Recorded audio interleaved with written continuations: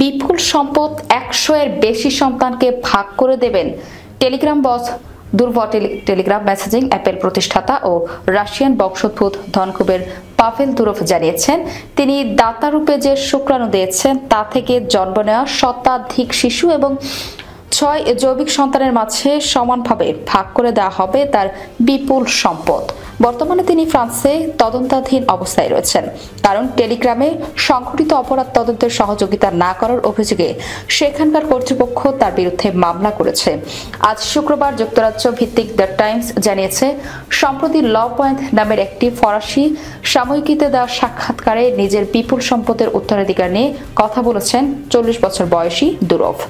তিনি জানান, 13.9 billion euro মূল্যের সম্পদ তিনি তার সব সন্তানের জন্য রেখে গেছেন, কিন্তু শর্ত সাপেক্ষে যদি এখনই তার মৃত্যু হয় তাহলেও সন্তানদের কমপক্ষে আরও 30 বছর অপেক্ষা করতে হবে সেই সম্পদ পাওয়ার জন্য। দুরভ বলেন, আমি চাই আমার সন্তানেরা নিজের পায়ে দাঁড়াতে শিখুক, স্বাভাবিক জীবনে বেড়ে উঠুক, কোনো ব্যাংক অ্যাকাউন্টের উপর নির্ভরশীল না হয়ে নিজের যোগ্যতা দিয়ে জীবন গড়ুক। তিনি আরো যোগ করেন, প্রাকৃতিকভাবে গর্ভধারণে জন্ম নেওয়া সন্তান আর শুক্রাণুদানের মাধ্যমে জন্ম নেওয়া সন্তান সবাই আমার সন্তান। আমি কোনো পার্থক্য করি না এবং সবাই সমান অধিকার পাবে। আমার মৃত্যুর পর যেন সম্পদ নিয়ে কোনো বিরোধ না হয়। সাক্ষাৎকারে দুরভ জানান, তিনি জৈবিকভাবে 6 সন্তানের আইনগত পিতা হলেও তাদের 3 জনের মা আলাদা। এছাড়া তিনি 15 বছর আগে এক বন্ধুকে সাহায্যের উদ্দেশ্যে একটি ক্লিনিকে শুক্রাণু দান করেন।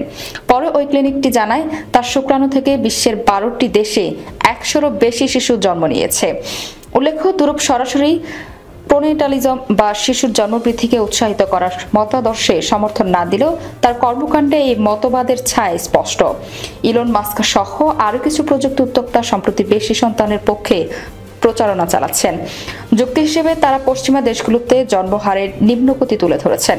মাস্ক ইতিমধ্যে 14 সন্তানের পিতা, তবে দুরভের ব্যক্তি জীবন জটিলতায় ভরা। 2024 সালের আগস্টে তাকে ফ্রান্সে গ্রেপ্তার করা হয়, কারণ তদন্তকারীরা অভিযোগ করে যে টেলিগ্রাম অপরাধীদের কর্মকাণ্ড ঠেকাতে সহায়তা করেনি।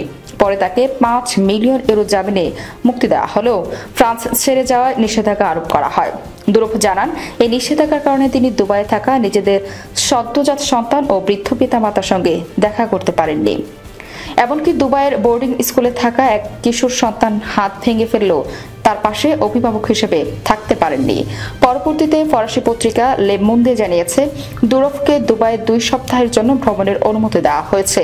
টেলিগ্রামের প্রধান কার্যালয়ও দুবাই অবস্থিত। এদিকে দুরভের 3 সন্তানের মা ও রুশ আইনজীবী ইরিনা বোলগার 2023 সালে সুইজারল্যান্ডের দুরভের বিরুদ্ধে একটি মামলা দায়ের করেন। তার অভিযোগ, দুরভ তাদের এক সন্তানকে নির্যাতন করেছেন এবং সন্তানের খরচ বহনে ব্যর্থ হয়েছেন। তবে দুরভের মুখপাত্র নিউ ইয়র্ক টাইমসকে জানিয়েছেন, বোলকারের অভিযোগ মিথ্যা এবং দুরভ প্রত্যেক সন্তানকে প্রতি মাসে $10,000 করে সহায়তা করে থাকেন। তিনি আরো জানান, দুরভ ও বোলকার কখনো দাম্পত্য সম্পর্কে আবদ্ধ ছিলেন না। বোলকার ছিলেন মূলত দুরভের যোগ্য ব্যায়ামের প্রশিক্ষক। তিনি দুরভের ঐরসে সন্তান নেওয়ার প্রস্তাব দিয়েছিলেন এবং এভাবেই তিনি 3 সন্তান জন্ম দেন।